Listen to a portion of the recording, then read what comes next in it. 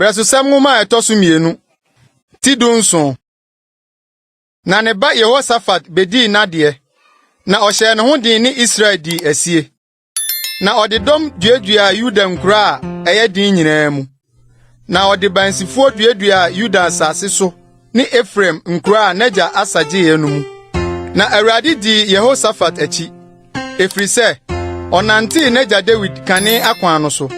Na wanhwehwe Baalim. Na mmom naja Nyankopɔn no ohwehwe no.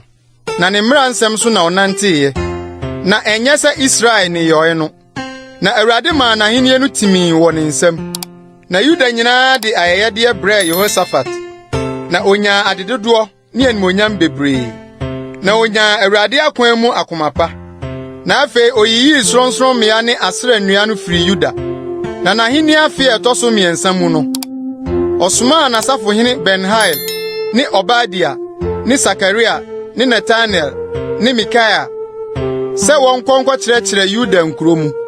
Na Lewifoɔ Semaya, ni Netania, ni Sebadia, ni Asahel, ni Semiramot, ni Jonathan, ni Adonia, ni Tobia, ni Top Adonia ɔyɛ Lewifoɔ no ka wɔn ho.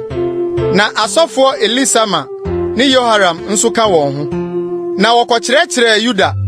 Na wɔkura Awurade mmara nwoma no kyini Yuda nkuro nyinaa mu kyerɛkyerɛ ɔman no mu. Na Awurade huhu ba nsase a etwa Yuda ho hyia no ahenni nyinaa so. Na wɔne Jehoshaphat ani ako. Na wɔfiri Filistifoɔ mu nso de ayɛyɛdeɛ ne apiatoɔ dwetɛ brɛ Jehoshaphat.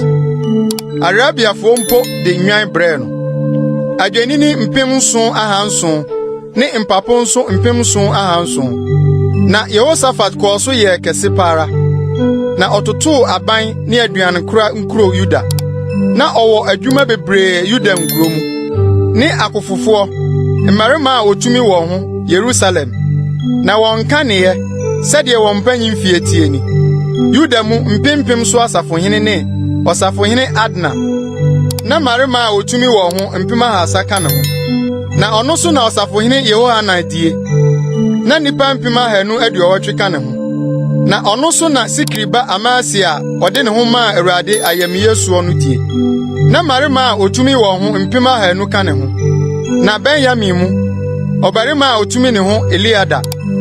Na nipa 200 a okura ntadua ne akyɛm ka ne ho. Na ɔno so na Jehoshaphat die. Na nipa 180 a wamia sɛdeɛ ɔrekɔ saka ne ho. Yenum ne wɔn a wɔsom ɔhene no. Ɛsono wɔn a ɔhene de wɔn duadua Yuda nyinaa mu nkura a ɛyɛ den no mu no.